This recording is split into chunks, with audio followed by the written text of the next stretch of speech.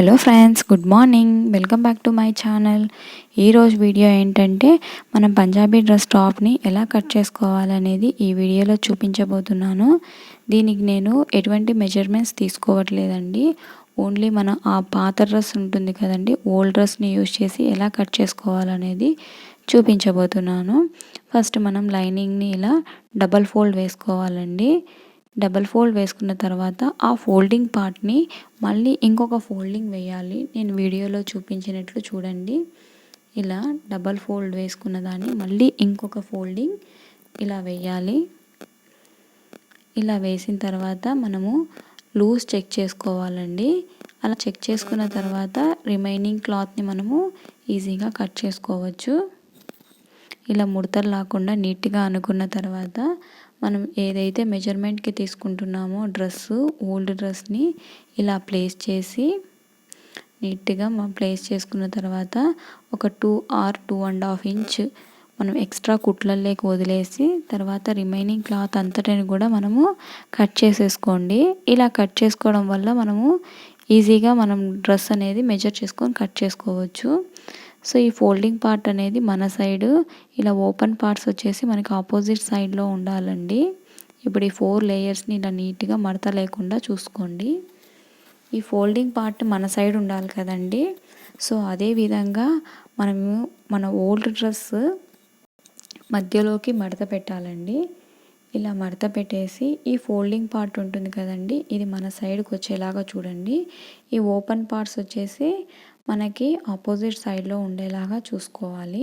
So ఈ 2 folding parts ఈక్వల్గా వచ్చేలాగా ఒకదానిపైన ఒకటి ప్లేస్ చేసుకోండి. చూడండి, ఇలా ప్లేస్ చేసుకున్న తర్వాత నీట్గా మనకి కట్స్ కానీ సైడ్స్ కానీ హెచ్చులు తగ్గులు ఉండకుండా ఈక్వల్గా మడత పెట్టుకోండి. తర్వాత ఇక్కడ 2 ఇంచెస్ వచ్చేసి మన మెయిన్ ఫ్యాబ్రిక్ కన్నా లైనింగ్ తక్కువ ఉండాలా. సో నేను కింద ఒక 2 ఇంచెస్ వదులుకున్నానండి. తర్వాత ఇట్లా ఫోల్డింగ్ చేసిన తర్వాత కట్స్ అన్నిటిని కూడా ఈక్వల్గా ఉండేలాగా మళ్ళీ ఒకసారి చెక్ చేసుకోండి. ఇప్పుడు మనం ఎలా మార్క్ చేసుకోవాలనేది చూద్దాము. ఫస్ట్ పైన ఒక 1/2 ఇంచ్ వదులుకోవాలండి షోల్డర్ కోసము. తర్వాత చూడండి, నెక్ వచ్చేసి కుట్లల్లోకి ఒక 1/2 ఇంచ్ ఎక్స్ట్రాగా మన సైడ్కి మార్క్ చేసుకోవాలి. తర్వాత నెక్ డీప్ దగ్గర కూడా ఒక 1/2 ఇంచ్ వచ్చేసి ఎక్స్ట్రా మార్కింగ్ పై వైపుకి మార్క్ చేసుకోవాలి. షోల్డర్ లెంత్ వచ్చేసి ఒక 1/2 ఇంచ్ ఎక్స్ట్రాగా హ్యాండ్స్ సైడ్కి మార్క్ చేసుకోవాలండి. 1/2 ఇంచ్ వచ్చేసి నెక్ మన సైడ్కి, షోల్డర్ వచ్చేసి ఒక 1/2 ఇంచ్ హ్యాండ్స్ సైడ్కి మార్క్ చేసుకోవాలి. తర్వాత ఆర్మ్ డౌన్ వచ్చేసి కరెక్ట్గా ఇలా పెట్టుకొని ఒక 1/2 ఇంచ్ పై వైపుకి మార్క్ చేసుకోవాలి. ఇప్పుడు నెక్ డీప్ వచ్చేసి ఒక 1/2 ఇంచ్ పై వైపుకి మార్క్ చేసుకోవాలి. నెక్ వచ్చేసి ఒక 1/2 ఇంచ్, షోల్డర్ దగ్గర 1/2 ఇంచ్ మార్క్ చేసుకోవాలండి ఎక్స్ట్రాగా. తర్వాత చూడండి, మనము కుట్లలోకి ఎంతవరకు ఉందో అంతవరకు మాత్రమే ఇలా మార్క్ చేసుకోవాలి. ఒక లైను కట్స్ వరకు మార్క్ చేసుకోండి. ఇలా కట్స్ వరకు మార్క్ చేసుకున్న తర్వాత మనము కట్స్ దగ్గర నుంచి ఒక 1 ఇంచ్ లెంత్ తోటి మార్క్ చేసుకోండి. ఎందుకంటే ఇవి ఆల్రెడీ కట్స్ అనేవి స్టిచబుల్ కదండి. సో మనము కుట్లలోకి 1 ఇంచ్ మాత్రమే వదులుకోవాలి కట్స్ కోసము. ఎక్కువ వదులుకోకూడదండి, నీట్గా ఉండదు. సో 1 ఇంచ్ లెంత్ తోటి ఇలా మనము కట్స్ కోసము ఎక్స్ట్రా వదులుకున్నాము. తర్వాత మనం ఒరిజినల్ మార్కింగ్ దగ్గర నుంచి ఒక 2 ఇంచెస్ ఎక్స్ట్రాగా పెట్టుకోవాలండి. ఎందుకంటే మనము టైట్ అయినప్పుడు డ్రెస్సు కుట్లు విప్పుకోవడానికి వీలుగా ఉంటుందని ఒక 2 ఇంచెస్ ఎక్స్ట్రా కుట్లల్లోకి వదులుకుంటున్నా నేను.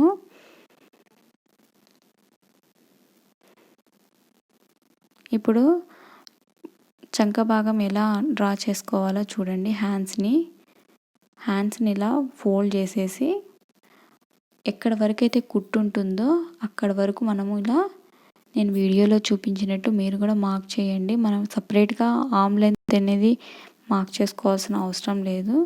సో చూడండి, ఇలా మన హ్యాండ్స్ని ఫోల్డ్ చేసేసి ఇలా మార్క్ చేసేసుకోవచ్చు.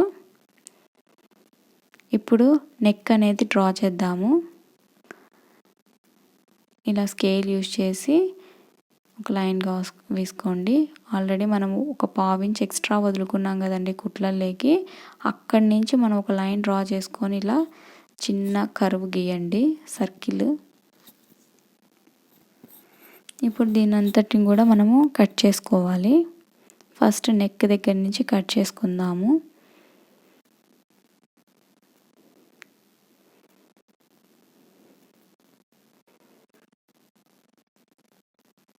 ఇలా మనం ఎక్స్ట్రా మార్కింగ్ పెట్టుకున్నాం కదండి, అంతవరకు కట్ చేసుకోండి. కట్స్ దగ్గరికి వచ్చేతలకే సింగిల్ మార్కింగే, దాన్ని కట్ చేసేసుకోండి. సో ఇప్పుడు హ్యాండ్స్ ఎలా కట్ చేయాలంటే ఫస్ట్ మనము 4 ఫోల్డ్స్ వేసుకోవాలండి. ఇలా 4 ఫోల్డింగ్స్ వేసుకున్న తర్వాత ఈ ఫోల్డింగ్ పార్ట్ వచ్చేసి మనకి షోల్డర్ పార్ట్ సైడ్ పెట్టుకోవాలి.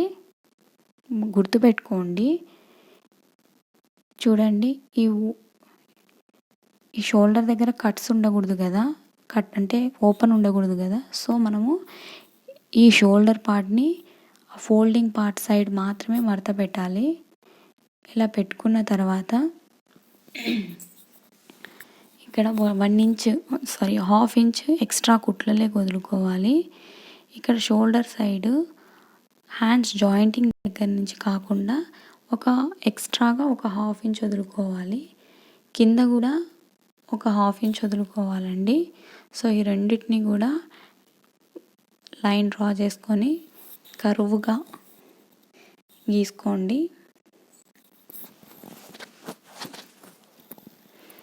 ఇలా గీసుకున్న తర్వాత చూడండి, 1 ఇంచ్ వచ్చేసి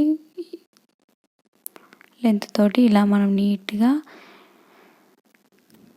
కట్ చేసుకోండి.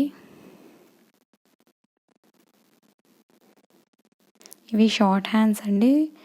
సో ఇక్కడ మధ్యలోకి ఒక ఖర్చు పెట్టుకోండి గుర్తు కోసము.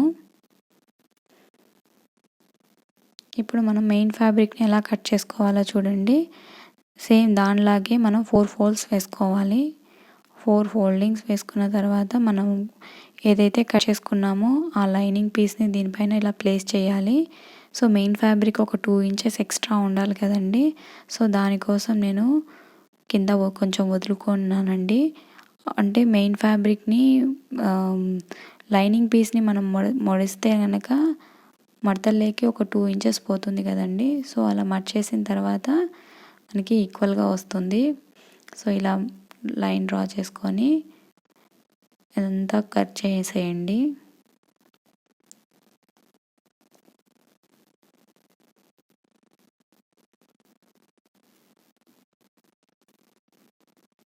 ఇలా కట్ చేసుకున్న తర్వాత ఇప్పుడు లైనింగ్ సపరేట్, మెయిన్ ఫ్యాబ్రిక్ సపరేట్గా తీసుకోవాలండి. ఫ్రంట్ పార్ట్లు 2 సపరేట్ చేసేసేయండి. ఇప్పుడు మనము బ్యాక్ పార్ట్ యొక్క నెక్ డీప్ అనేది కట్ చేసుకోలేదు కదండి. సో ఇప్పుడు మనం కట్ చేసుకుందాము.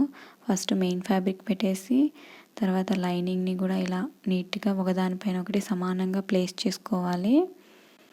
తర్వాత మనము ఆల్తి డ్రెస్ ఏదైతే తీసుకున్నామో దానికి వెనుక వైపు అంటే బ్యాక్ పార్ట్ని ఇలా నీట్గా ఇలా ఫోల్డ్ చేసేసి బ్యాక్ లెంత్ నెక్ డీప్ ఎంతవరకు ఉందో ఒకసారి చెక్ చేసుకోండి.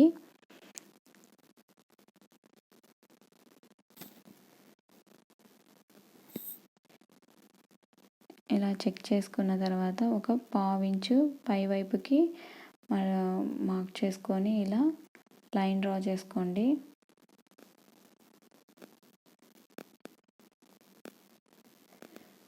తర్వాత దీన్ని ఇలా కట్ చేసి దీంట్లో కలిపేసేయండి. కట్ చేయడము పై వరకు కట్ చేయాల్సిన అవసరం లేదు. సో బ్యాక్ పార్ట్ అనేది రెడీ అయిపోయింది. ఇప్పుడు హ్యాండ్స్ ఎలా తీస్తున్నానో చూడండి. దీనికి బార్డర్ వచ్చింది కదా, సో బార్డర్ని ఇలా పెట్టేసి ఫోల్డింగ్ పార్ట్ అనేది నా సైడ్కి పెట్టుకున్నానండి. చూడండి, ఇలా పెట్టేసుకున్న తర్వాత మనం ఎలా లైనింగ్ అయితే ఎలా ఉంటుందో అదే విధంగా కట్ చేసేసుకోండి.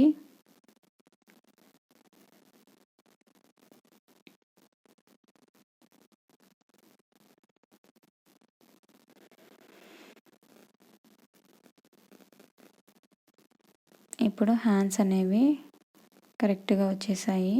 సో దీనికి కూడా కట్ పెట్టేసేయండి మిడిల్లోకి. సో హ్యాండ్స్ అనేవి రెడీ అయిపోయినాయి.